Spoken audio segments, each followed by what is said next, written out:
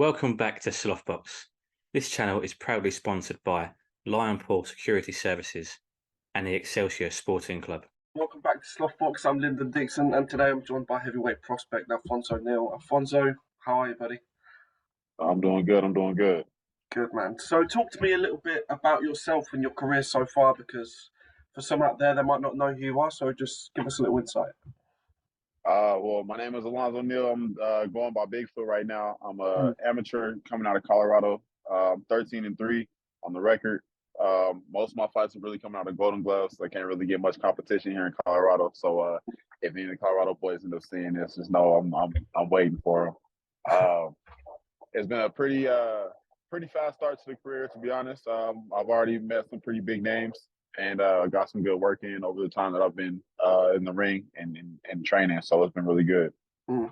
Well, the big talking point of this video and this interview is your sparring. Well, you've been his sparring partner in Zhilei Zhang ahead of his big rematch against Joe Joyce. So, first of all, just talk to me a little bit about how that came about and how have those rounds been. Oh man, so it was kind of just fell into my lap really. So I was doing some sparring out here with a guy named James Torney, and he had a manager named Zach Levin. Shout out to Zach. Zach showed me a lot of love. James shot Zach some of my footage from our sparring session back in February of this year, and they tried to get me on the last camp for the first fight, and they kind of let it see just because my record, and I've only been boxing for like 2 years. First fight was recorded in June 2021.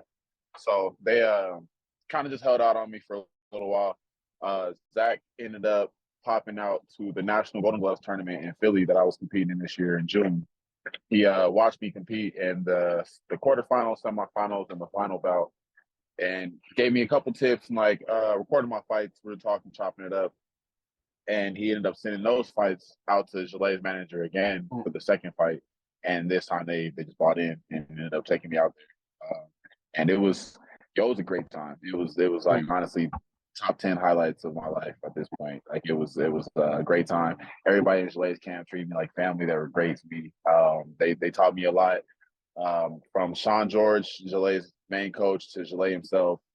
Kurt, his manager, made sure all my needs were taken care of. In my corner was Tommy Brooks, who was Evander Holyfield, Mike Tyson's old coach. So he was giving me a lot of great pointers and a lot of great tips on like my technique and just like how to get comfortable in the ring and really fight like a heavyweight. Yeah. So it was amazing.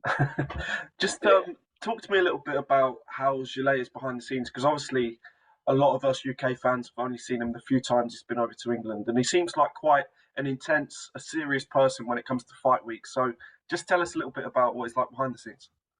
So, and it's crazy because Zhilei is such a he really gets that demeanor from like just his facial expression and then like I think his tone of voice. But like he's such a nice, like kind-hearted person. Like he'll laugh and he'll joke with you. You know what I mean? Every time he comes to the gym, he makes sure to go around, say good morning to everybody. Like he's Zhilei's a super nice guy. He just does not look it at all.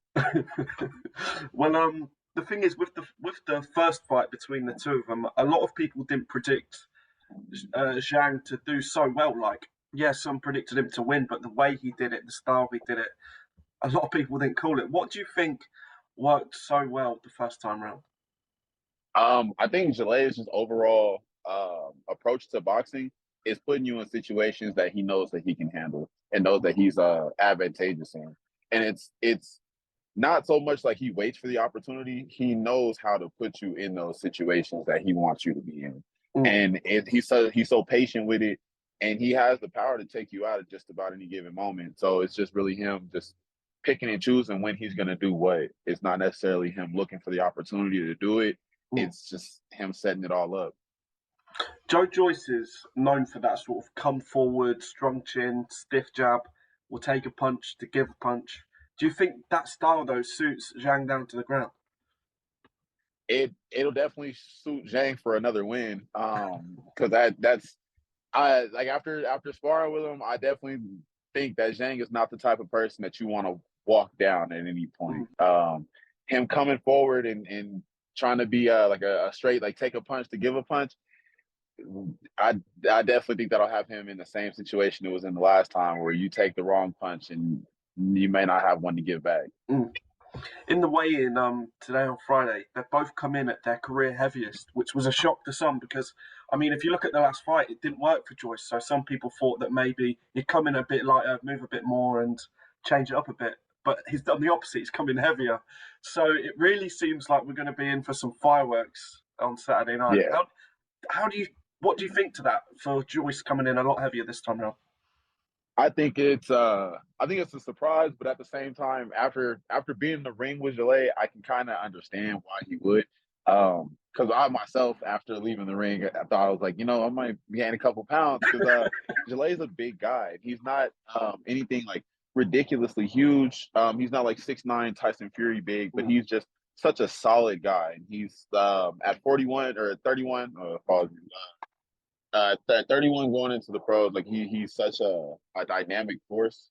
Like now at his age, now like 40s, and he's solid, compact, and he's definitely a lot more. How do I put it?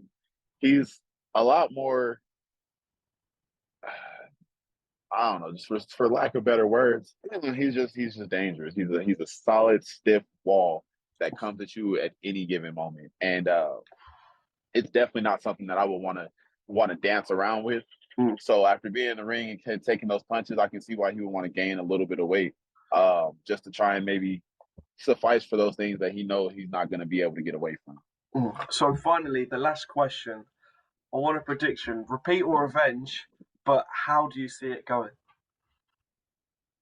Honestly, I see this going, of course, to Zhang for the win, and I want to give it to Joyce as far as like the decision, like making it to the decision. Only reason I want to say Joyce would make it to the decision is just because me personally, I felt that power, and I didn't feel it to the extent that Joe Joyce felt it. So with him going back into the ring with him again, if he feels that power and it's anything reminiscent of what he felt the last time, I would pick a different game plan if I was him. And I'm going for the points now because the knockout's not going to be in his future.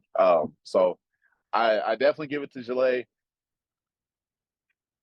Maybe 6th round KO. If not, then decision. Well, like I said, thank you so much for your time. I've been Lyndon Dixon. He's been Alonzo Neal, and we will see you on the next one. Thank you. Thank you.